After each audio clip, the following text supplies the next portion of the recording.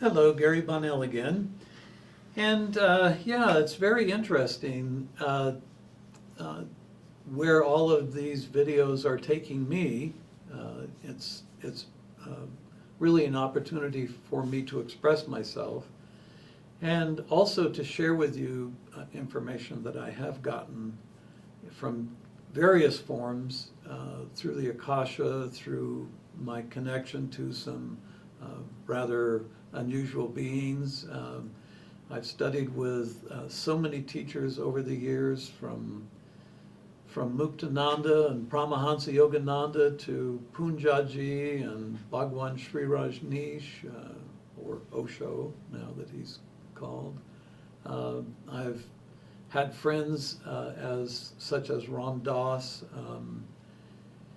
and unfortunately, a lot of these people, of course, are not here anymore. And Terence McKenna was a very interesting person to talk to. And, and I've read, at one time I had a book sale in Atlanta when I moved from one place to the next, and it didn't have room for my books. And we counted over 700 books. So I've enjoyed the process. And the biggest problem I think that people have in this unfolding spirituality that's happening really quickly, and the evidence of that is that people have stopped attending church. They still feel religious, but they've stopped attending church, and I think it's because of the feeling of hypocrisy that happens. And it's also the sense that there is so much more to life than what old documents tell us. And to me, the big shift comes, and I said this in a previous video, when we give up the need to be right. And people who are following a spiritual lineage, whether it's Eastern or Western, where they're following the techniques and procedures and exercises, and it's developing a need to be right about that.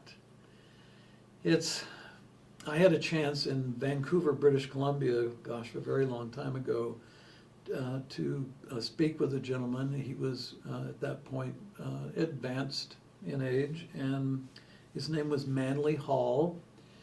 And this was a man who had an enormous amount of esoteric knowledge. And he had accumulated knowledge about every group of religious people around the world at most any time period. He was really into it. I think his book, The Secrets of All Ages, was one of his primary tomes.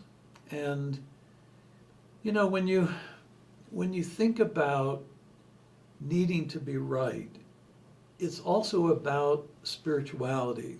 Spirituality can become tribal. And I've been in enough ashrams, I've met with enough people when studying yoga, Tai Chi, meditation, pranayama. I've met with enough of them to know that they get as locked into the need to be right about what they're doing as they have in every other aspect of their life. And it's really difficult for us not to be locked into the need to be right, because that's how we're trained. So continuing the conversation about the first steps in unfolding yourself spiritually, opening yourself to a greater knowing, not opening yourself to somebody's idea or somebody's interpretation of what has happened in the deep past. that's so important. And I do share a lot of information about other systems and other beliefs. And I also am very, very consistent in saying that, you need to feel yourself within this. So I'm going to be offering a bunch of secrets, give a little tantalizing thing there, but I'm going to be offering some secrets that are based in a lot of religions, but also that aren't given out in general. And they're not given out in general because people who are pushing a certain line, a certain lineage, they really want adherence. They want people that will adhere to that lineage and not go beyond the lineage or not think outside the box. And that's really the only time that we have growth, is when we literally think outside of ourselves, step outside of ourselves, look at who we are, observe ourselves, and then observe ourselves in relationship to life. We are all spiritual beings having human experience, not humans trying to be spiritual, and that's a saying that's been around for a long time. But it's real important to investigate, to keep really an open mind, so that you can, when you come to that turning point, that shift point in your consciousness, it stays, it's there. It's not something that's temporary. It's solid, and it's within you and of you and as you. So thanks for listening.